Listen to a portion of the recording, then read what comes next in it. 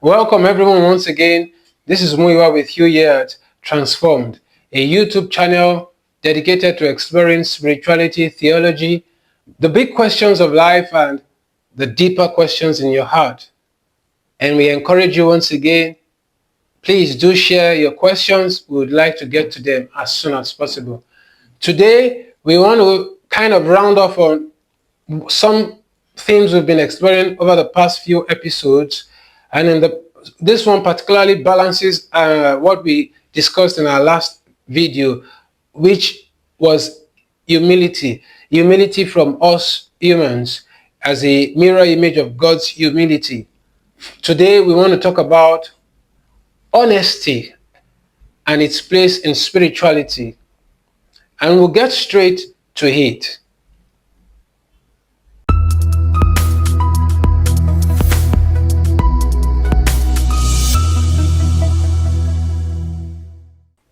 So welcome once again. Going right into the heart of the matter, today we're discussing honesty as a tool in spirituality.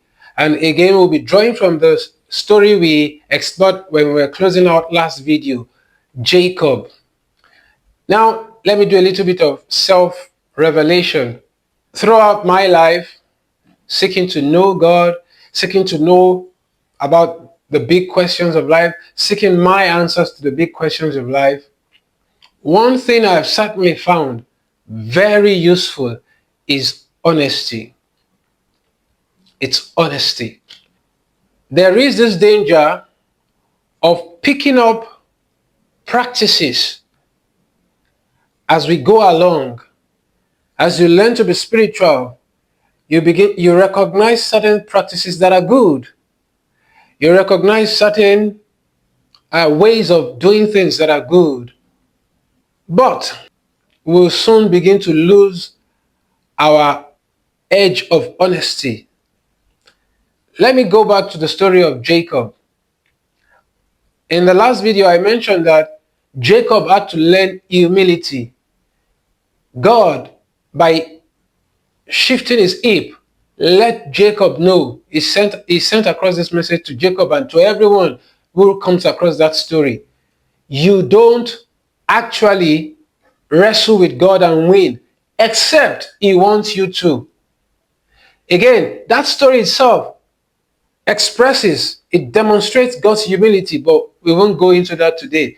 I said that to support what we've discussed in other videos. That story itself demonstrates God's humility, because God could have easily gotten rid of Jacob, like I said, and to let him know without actually destroying him, God moved his hip, and from that day onwards, Jacob began to limp. But God shifting his hip was basically a message that I'm the one who has chosen to stay in this dance with you. You are really no match for me. And that was a clear message to Jacob. No amount of asserting ourselves and what we want, and I want God to do this. No amount of asserting our will can actually get God to do anything. If God ever responds to our call to him, our call to know him, our yearning for him, that itself is an expression of the Creator's mercy, the Creator's grace, the Creator's love for his humanity. He chooses to respond to our call for knowing him, our call, our yearning for him, because he overflows with love and mercy. That's the God whom we worship, and that's the reason why we can approach him, because he's full of mercy. He's an absolutely loving God. However, so you don't get the wrong idea, God also welcomes our honesty. God wants us to say it as it is. That's what I really mean by honesty. It's quite different from what I mean by humility, and which I explored in the last video. I did that video first because I want us to establish that in our mind. That let us always keep it in mind that no asserting of our will actually achieves it. A state of humility that says to God, God, I would really like to have you in my space, is the way to go. But that doesn't mean God frowns against our honesty. Like Jacob in that very story, God wants us to bear out our hearts. God wants us to be honest with Him. Spirituality demands honesty. If you're faking it, the Spirit would know. If you're going through the motions, the Spirit would know. If you're only regurgitating practices you've seen with other people, but it's not really driven by a real desire from your heart, God will know. You can't fake it with the spirits. They see your heart. And yes, I mean the spirits, because we acknowledge that God is, and we acknowledge that God made other heavenly beings that are not flesh and blood like us. There are spirits that, of course, people in other traditions try to engage with. Demons, rebellious spirits, angels, obedient spirits, whatever you call them. There are other spirits besides humans and besides the Creator. And they too know. When you're faking it, they know. When you're faking it, God knows, the spirits know. When you're going through the motions, the spirits know, God knows. Other humans like you may not know. You come into a spiritual gathering and you're faking it just like every other person. They are doing certain activities and you don't want to look like the world won out, so you jump in. The spirits know, and obviously you are not getting anything out of that. You might have excited feelings, but you don't actually achieve connection with God or with the spiritual.